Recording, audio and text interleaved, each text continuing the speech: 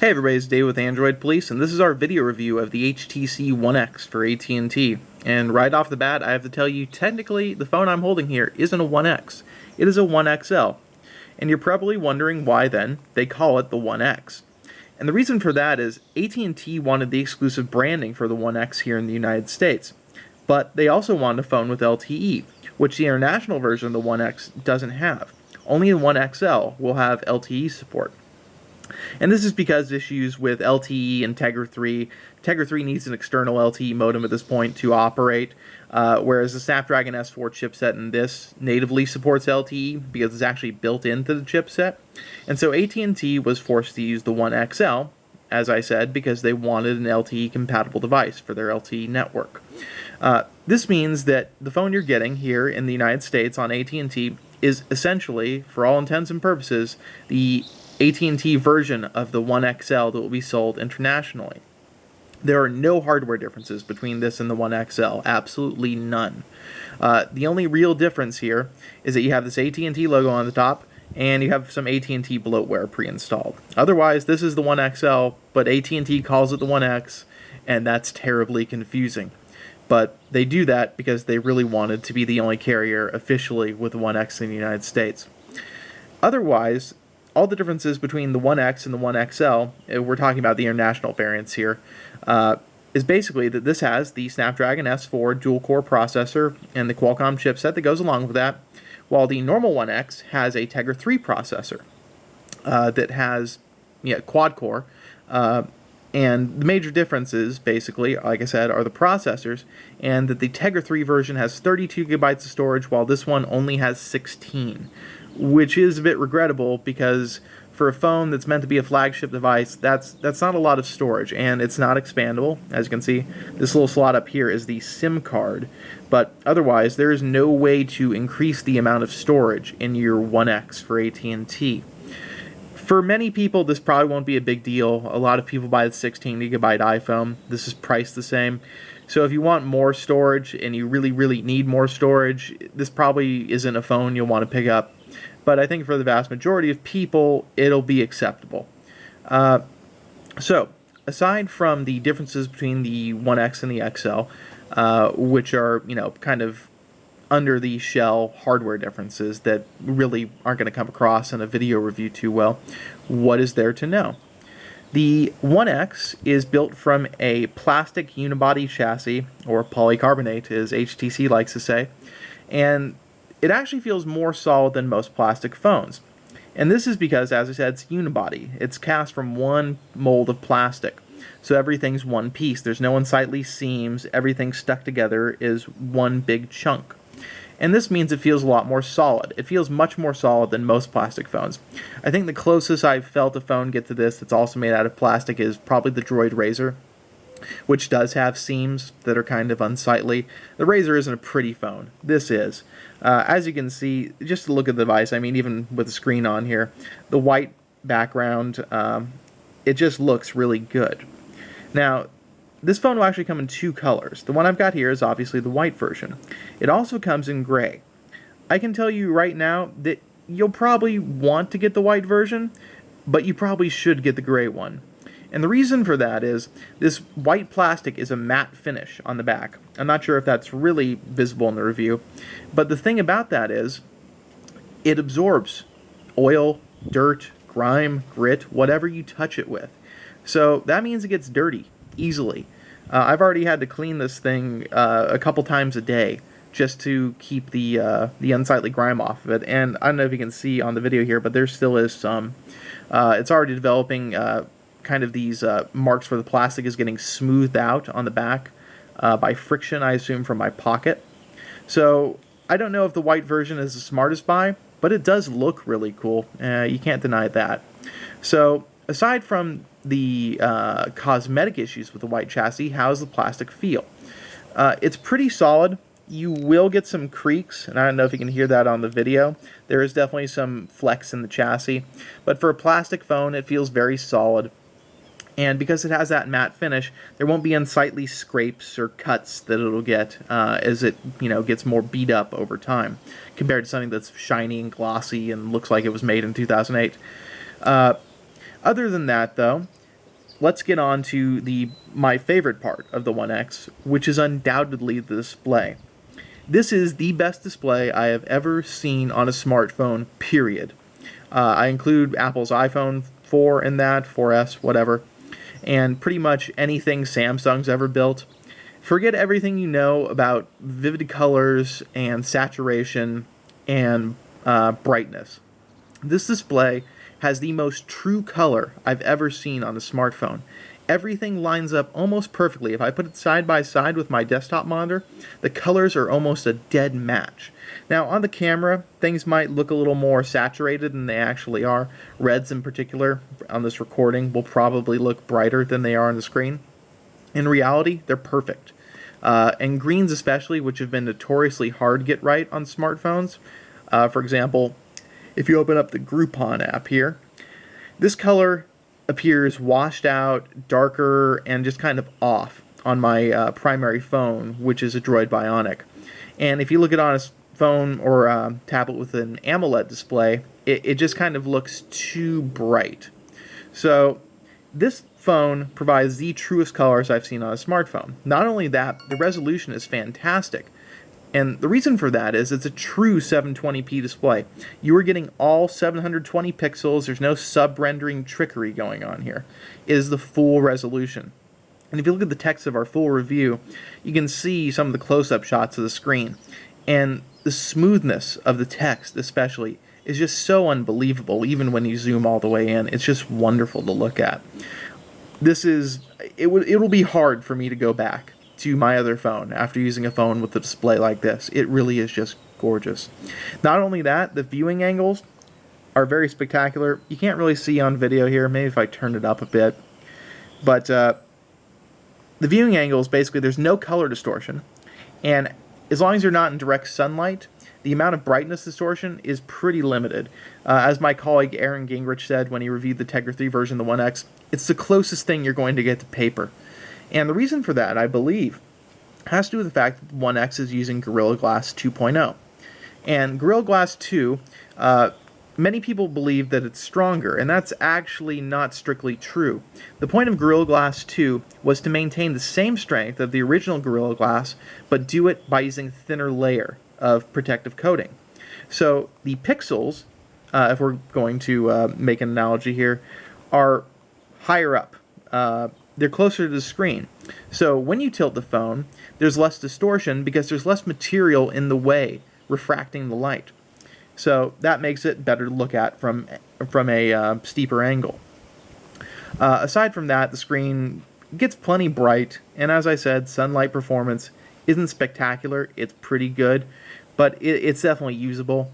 And if you're in a shaded area, especially taking photos, the display's colors are so true, it makes it much easier to review your photos as you're taking them, which is definitely a big plus, because if you're using a phone with a Super AMOLED display, the photos will look far more colorful and vivid than they actually are, which I've always found to be a major drawback of a lot of Samsung smartphones. So this one, everything looks like it actually will and actually should, which I think is more important than deep blacks or particularly vivid colors. Accuracy is, above all else, the best thing about this phone's display. Moving on to another big thing that people love about the One X so far is the camera. As you can see, I'm tapping away here, and it's taking photos pretty much one every second. It's a really fast camera. I use it on the One S. The thing about the images, HTC's image sensor, or the post-processing, is very aggressive about saturating images. So if you take a picture of something that's red or violet or purple, especially if it's a vivid shade of one of those colors, it's going to be way oversaturated compared to the rest of the scene. You can adjust that using the saturation controls in the image sense here. See if I can just show you how that's done.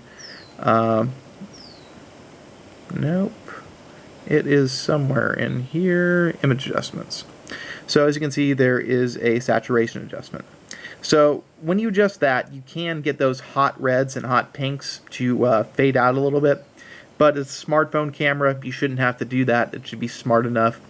Aside from that one drawback, the camera is fantastic. It shoots quickly, as I said, and it also shoots just really great photos, especially for macro shots. You have to look at the review to see the photos I took with it, but it is a fantastic camera. I don't know if it's quite as good as the iPhone 4S camera. I think the color issue kind of takes it out of the iPhone 4S's league, and indoor performance isn't quite as good, but it's definitely the best camera on any Android phone available. There's no doubt in my mind of that. So, moving on to something that everybody is concerned about when they buy an LTE device, battery life. How is the battery life on the One X? So far, I've found it, surprisingly, to be very adequate. I think most people could easily get a full day's use out of the One X on a single charge. Now, that said, if you're using it a lot, if you're doing a lot of web browsing, doing a lot of playing games, and anything that's going to use a lot of data connection or really ramp up that dual-core processor into, full clock speed, you're going to drain the battery pretty quickly. But that's true of almost any smartphone. So, don't expect the world, but for the first time, this is an LTE device, aside from the Razer Max, obviously, that I can use for a full day comfortably without worrying about if it's going to have a charge for the rest of the day. And that's a big step forward, I think. And I think a lot of that has to do with the fact that the LTE chip is integrated onto the S4 processor. It's all on the same board. So that should make everything a little more efficient, a little more power efficient, I mean. And I think that's definitely one of the big things at play here. Now, one issue I've had with the battery, and it's a biggie right now, I think it's a software glitch. When the phone says it's at 20% battery remaining, it actually means it has 0%, and the phone at that point turns off.